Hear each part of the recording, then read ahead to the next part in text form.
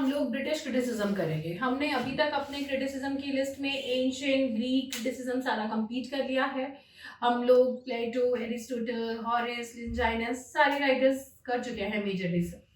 तो आज हम लोग ब्रिटिश क्रिटिसिज्म करेंगे। ब्रिटिश क्रिटिसिज्म का एक इंट्रो दूंगी, कौन कौन से राइटर हैं, किस किस एजेस से हम लोग इसको स्टार्ट करेंगे, इसमें हम कौन कौन से टॉपिक्स को कवर करेंगे, ये सारी चीजें आज मैं आपको बताऊंगी। देन इसके बाद हमारा बस थर्ड पार्ट रह जाएगा, दैट इज इंडियन क्रिटिसिज्म। फिर इसके अंदर क्रिटिसिज्म में कुछ भी नहीं रहेगा, but it has a lot of syllabus. ऐसा नहीं है कि आप लोग उसे छोटा किसी ने भी कुछ ब्रीफ में करवा दिया और आप उसे करके बस छोड़ दें। See, why I'm taking all these topics here on YouTube, reason behind that is I don't want any of the student to be in any kind of dilemma कि उनको सिलेबस ही ना पता हो, जिस टीचर ने जो करा दिया वो उसे बिलीव कर ले। मैं वो चीज़ नहीं चाहती, इसलिए मैं यहाँ आपको अपनी हर वीडियो स्टार्ट करने से पहले, हर प्लेलिस्ट स्टार्ट करने से पहले उसका पूरा परफॉर्मा देती हूँ कि बेसिकली उसमें कौन कौन सी चीज़ कवर होती है। कल को आप कहीं पे भी पढ़ रहे हैं, किसी भी टीचर के साथ पढ़ रहे हैं, लेकिन आप उनके साथ अपने इस पूरे सिलेबस को, अपने कंटेंट को टैली कर सकते हैं। ठीक है, तो वो आपके लिए सबसे बेनिफिट रहेगा। Now let's start with British criticism. हमने जो ग्रीक क्रिटिसिज्म करा है उसमें कितने सारे टॉपिक्स और चीजें मैंने आपको डिटेल में करवाई है।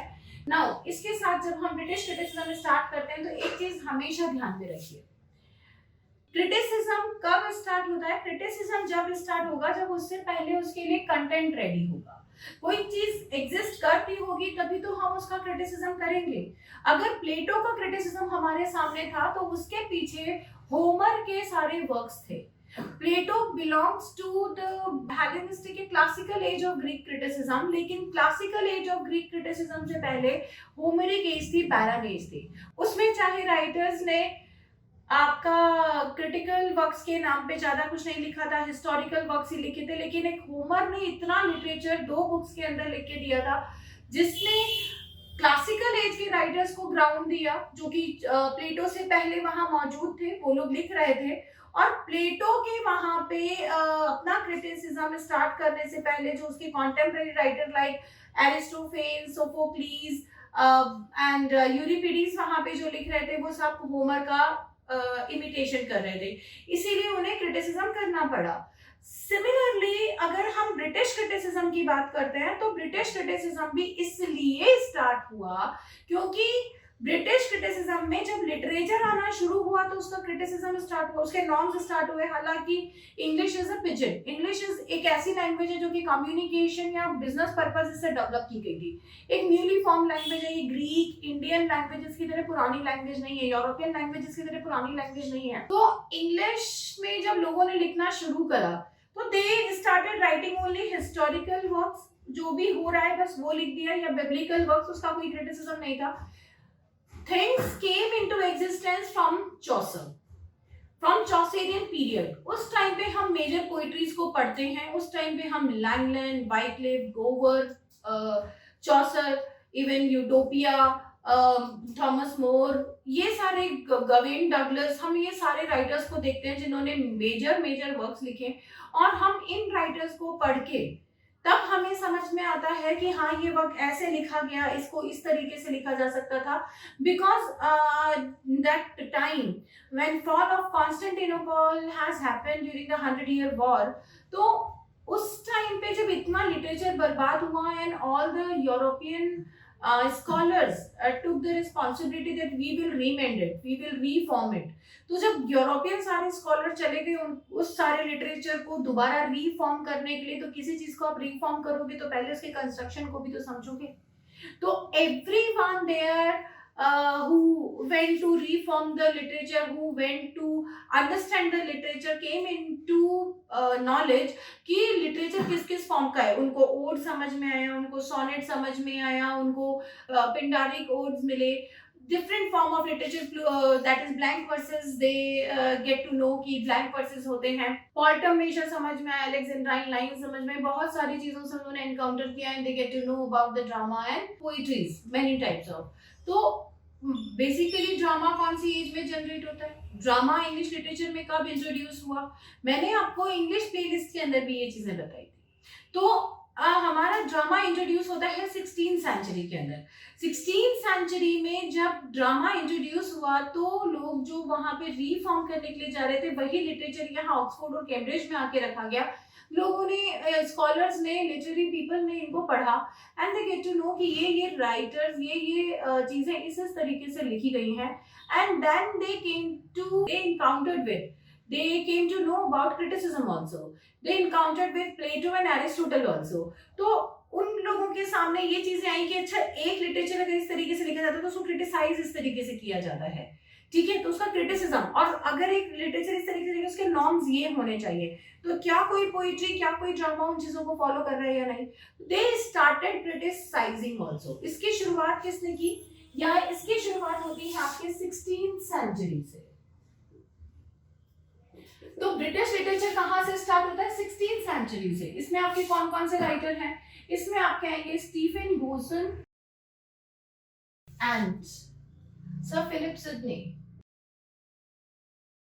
Stephen Gosson and Sir Philip Sidney, ये दो राइटर्स हैं। स्टीफन गोसन का कौन सा वर्क है, that is the School of Abuse, and Sir Philip Sidney का Apology to Poetry, Apology to Poesy. ये दो वर्क इन्होंने लिखे। His criticism was based on Platonic and his criticism was based on Aristotle and he replied him। तो ये आप हम लोग करेंगे 16th सेंचुरी क्रिटिसिज्म में। देन इसके बाद आते हैं 17th सेंचुरी। फर्स्ट आता है यहाँ बेन जॉनसन, ठीक है। बेन जॉनसन का वर्क कौन सा है, बेन जॉनसन का बेसिकली जो वर्क आता है that is criticism of Shakespeare. Second इनका आता है कॉमेडी ऑफ ह्यूमर्स। देन ये इनके दो मेन क्रिटिसिज्म है जिसमें इन्होंने शेक्सपियर को काफी हद तक क्रिटिसाइज करा है, दूसरा इन्होंने कॉमेडी ऑफ ह्यूमर्स लिखा है, ठीक है। देन आपका आता है 17th सेंचुरी के अंदर, he is the first writer. Then आपके सेकेंड राइटर यहाँ पे आ जाएंगे ड्राइडन, जॉन ड्राइडन। और ड्राइडन के यहाँ पे वर्क आपका जो आपको करना है that is essay on dramatic poesy, the major one।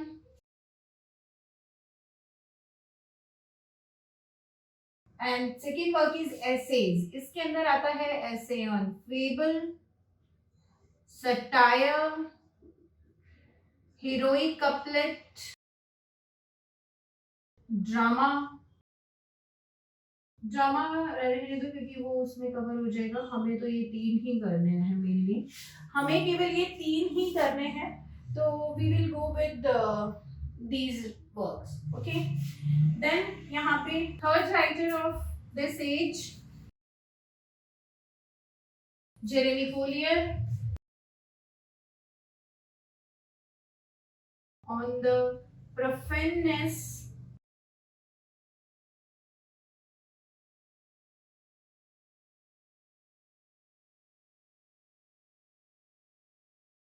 on the profaneness and obscenity of the English stage।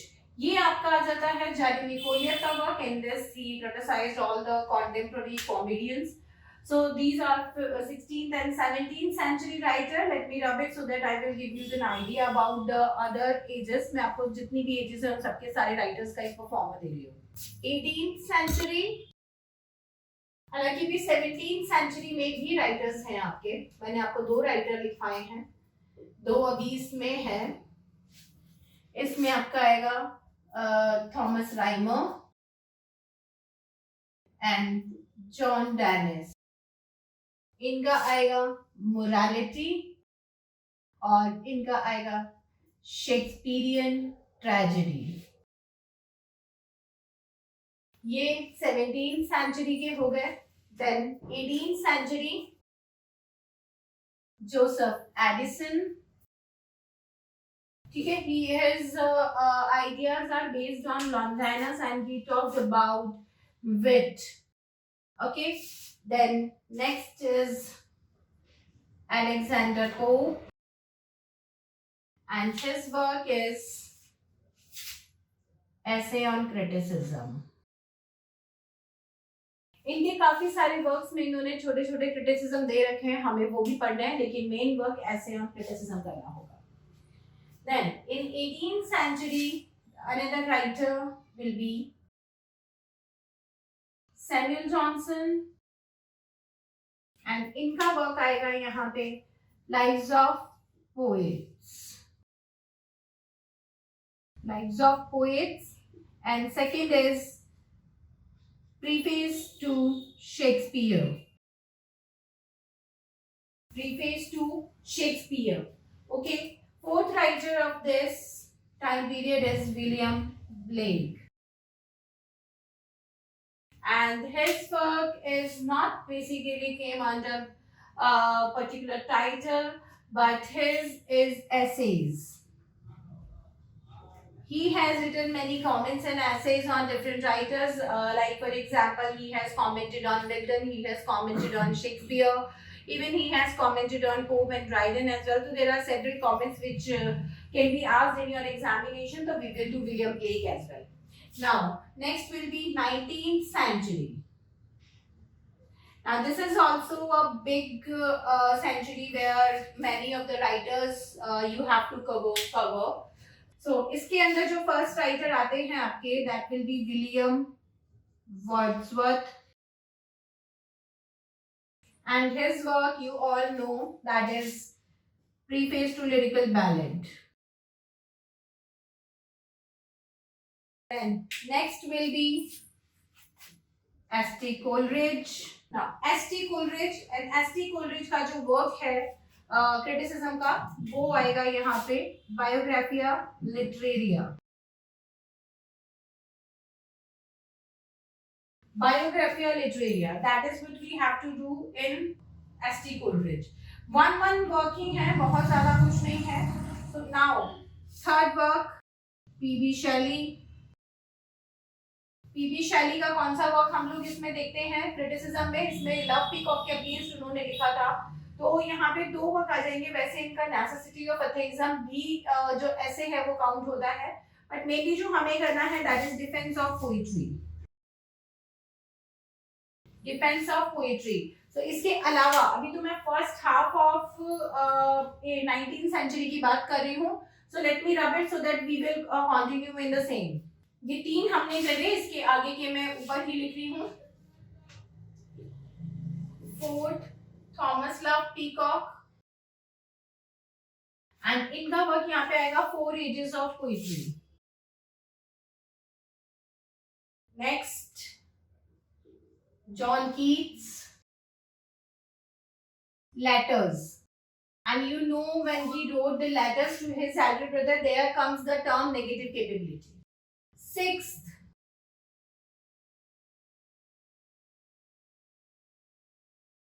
Matthew Arnold,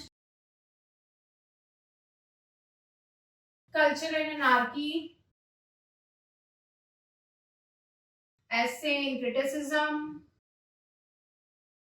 art for life से जो इनकी फिलॉसफी है वो इसमें हम लेंगे. देन इसके बाद आपके नेक्स्ट राइटर इसमें आते हैं Oscar Wilde, aestheticism, art for art sake. ये इसमें राइटर्स हैं 7 जो हमें करने हैं. इनके क्रिटिसिज्म्स को हमें मेनली देखना है. विलियम वर्ड्सवर्थ हो गए, ये आर्ट फॉर आर्ट से एस्थेटिसिज्म, ये Oscar Wilde and Walter Pater दोनों का है. ठीक है, ये इन दोनों के अकाउंट में जाएगा. देन 8 नंबर पे हम लोग लेंगे थॉमस कार्लाइल. थॉमस कार्लाइल का वर्क आपको देखना है hero and hero worship. Then आते हैं आपके John Ruskin, Modern Painters, and tenth last writers में आप काफी सारे हैं वैसे इसी टाइम पे. लाइक आपके F.R. लेविस भी आ जाते हैं इसमें, जिनका वर्क है. वैसे वो मेजर राइटर हैं, न्यू क्रिटिसिज्म के भी राइटर आ जाते हैं. वो 20th सेंचुरी और 19th सेंचुरी दोनों का ही पार्ट आ जाता है आपका. बट उसी के साथ साथ जो आपके राइटर हैं लाइक हार्डी हो गए, आपके जीबी शॉ भी इसमें आ जाते हैं 20th सेंचुरी क्रिटिक्स के अंदर, लेकिन हम उन सबको न्यू क्रिटिसिज्म या थ्योरीज के पार्ट में लेंगे, ना कि इसमें। सो 10th नंबर पे जो आपकी मैं राइटर यहाँ पे लिखने जा रही हूँ, that is J.S. Mill,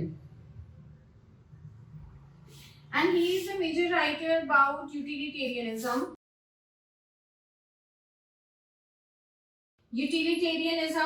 And he talked about utilitarianism, totalitarianism, and along with that unions. Utilitarianism is the basic theory or concept which belongs to him. और 19th सेंचुरी में ही हमारा साइको एनालिसिस भी स्टार्ट हो जाता है, Marxism भी start हो जाता है, तो हम यहाँ पे कार्ल मार्क्स को भी ले सकते हैं क्योंकि ये सारी चीजें इसमें आती है, लेकिन basically that is not a criticism, that is a theory. तो इन सबको, मार्क्सिज्म को, साइको एनालिसिस को, इन सबको हमने थ्योरीज में लिया है, जबकि टोटलिटेरियनिज्म और यूटिलिटेरियनिज्म इज अ क्रिटिसिज्म क्योंकि उसको हम मार्क्सिस्ट थ्योरी का पार्ट कहते हैं, बट स्टिल ये जो कॉन्सेप्ट है, ये जो टर्म है, वो इस टाइम पे आ गई थी, तो जेएस मिल का क्रिटिसिज्म इसमें आएगा। उसके अलावा इन्होंने फेमिनिज्म के ऊपर भी चीजें लिखी हैं, वो हम फेमिनिस्ट कॉन्सेप्ट के अंदर लिखे। So these are your overall critics of British literature which we are going to do in our playlist, and from wherever you are studying, आप खुद से या कहीं और से जैसे भी प्रिपेयर कर रहे हैं, ये चीज ध्यान रखिए कि जहां से भी प्रिपेयर कर रहे हैं ये सारे कॉन्सेप्ट आपने पढ़े हुए हों, ठीक है, क्योंकि क्वेश्चंस इन डेप्थ इसी तरीके से आ रहे हैं। So please make your study in the similar pattern and get your success in your pocket. So all the best and stay tuned. Bye. The first step towards achieving your dreams is having the right coach. Get the best education with the Gurukulam Academy and make your UGC NET and TGT PGT dreams come true. Download the app now.